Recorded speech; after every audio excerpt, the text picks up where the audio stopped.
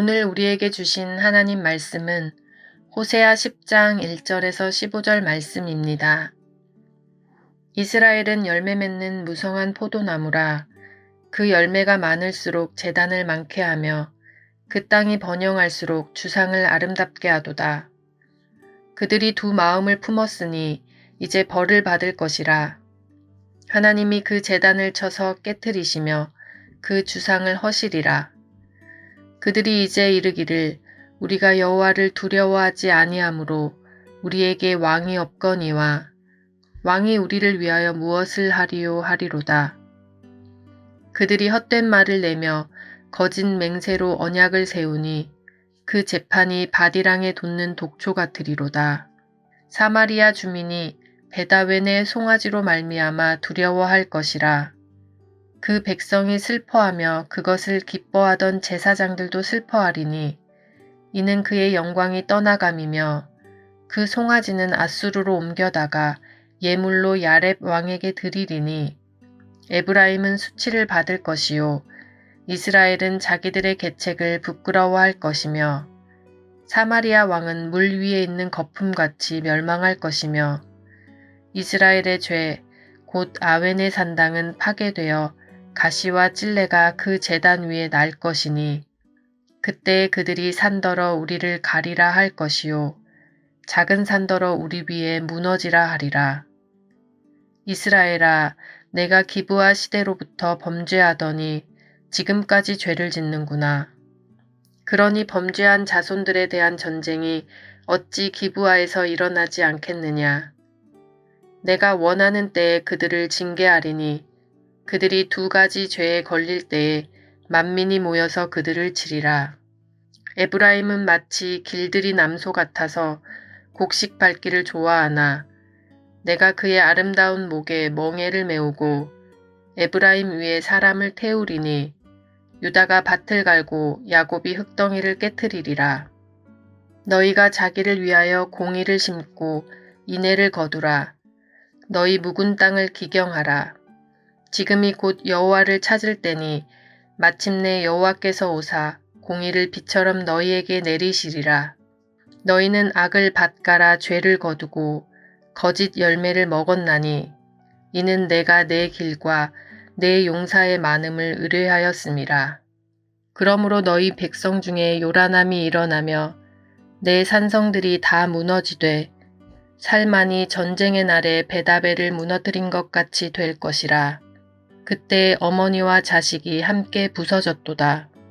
너희의 큰 악으로 말미암아 베델이 이같이 너희에게 행하리니 이스라엘 왕이 새벽에 정령 망하리로다. 아멘.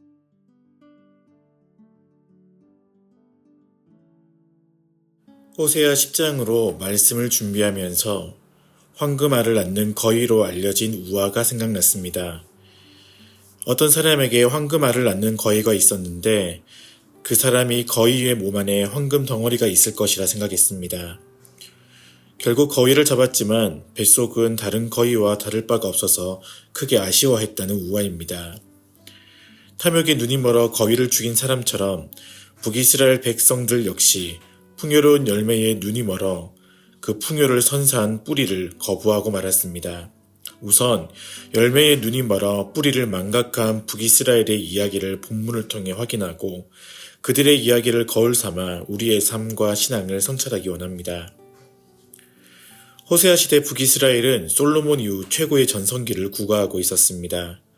거대한 제국들이 내분으로 잠시 숨을 고르는 사이 북이스라엘은 인근의 작은 왕국들을 지배했습니다. 중요한 무역로를 장악함으로 왕국은 엄청난 풍요를 누릴 수 있었습니다. 그 모습을 1절은 열매 맺는 무성한 포도나무라고 묘사합니다. 구약에서 포도나무는 이스라엘의 상징이며 포도나무의 열매가 가득하다는 것은 이스라엘이 하나님께 받은 풍성한 복을 의미합니다. 이 점에서 1절에는 하나님과 북이스라엘의 엇갈린 마음과 해석이 공존하고 있습니다. 호세아는 현재 북이스라엘이 누리는 모든 풍요가 하나님께서 주신 선물이라 주장하지만 북이스라엘은 자신의 권력과 힘으로 만든 것이라 생각했습니다. 그러니 2절의 표현처럼 이스라엘은 두 마음을 품고 살았습니다. 한편으로는 하나님을 예배하는 척 흉내를 내고 있었지만 또 다른 한편으로는 자신과 자신의 풍요를 섬기고 있었습니다. 그렇게 엇갈린 마음이 표출된 자리가 본래는 베델이었으나 본문에서는 베다웬으로 불린 장소입니다. 베델은 하나님의 집이란 뜻이지만 베다웬은 악의 집이란 뜻입니다. 왜 가장 아름다운 하나님의 집, 즉 베델이 가장 추악한 악의 집, 베다웬이 된 것일까요? 이 질문에는 북이스라엘의 오랜 역사가 담겼습니다. 하나님께서 여로보암 1세를 왕으로 삼으셨기에 그는 여러 역경에도 10지파의 지지를 받아 북이스라엘의 왕이 되었습니다. 하지만 왕이 된 이후 그 왕위를 하나님의 은혜가 아닌 자신의 힘으로 유지하기 위해 하나님과의 아름다움인 기억이 깃든 베델에 금송아지 우상을 세웠습니다. 그렇게 하나님의 은혜를 증언했던 베델은 왕의 욕망에 종사하는 베다웬으로 전락하고 말았습니다. 오랜 시간이 흘러 여로보암 2세와 북이스라엘 백성들도 동일한 잘못을 범하고 있습니다. 성경은 여로보암 2세 시대의 번영을 고통 가운데 있던 북이스라엘에 대한 하나님의 긍휼로 고백합니다. 열왕기하 14장 26절 27절입니다. 이는 여호와께서 이스라엘의 고난이 심하여 매인자도 없고 노인자도 없고 이스라엘을 도울 자도 없음을 보셨고 여호와께서 또 이스라엘의 이름을 천하에서 없이 하겠다고도 아니하셨으므로 요아스의 아들 여로보암의 소원으로 구원하심이었더라. 그런데 북이스라엘은 당대의 풍요가 자신이 일군 것이라 생각했고 그 풍요를 선물하신 하나님을 외면했습니다. 그 결과 어떤 일이 벌어졌을까요? 뿌리를 망각한 가지와 열매는 얼마 지나지 않아 시듭니다. 마찬가지로 4에서 11절은 북이스라엘이 그토록 집착했던 풍요가 신기루처럼 사라질 것을 경고합니다. 북이스라엘에 주어진 유일한 삶의 길이 12절에 있습니다. 다시 뿌리로 돌아가는 것, 근원으로 돌아가는 것입니다. 화려한 열매에 뺏긴 마음을 다시 든든한 뿌리로 돌이키는 것입니다. 그 뿌리가 바로 공의와 인애입니다. 이 말씀이 우리에게는 어떤 의미일까요?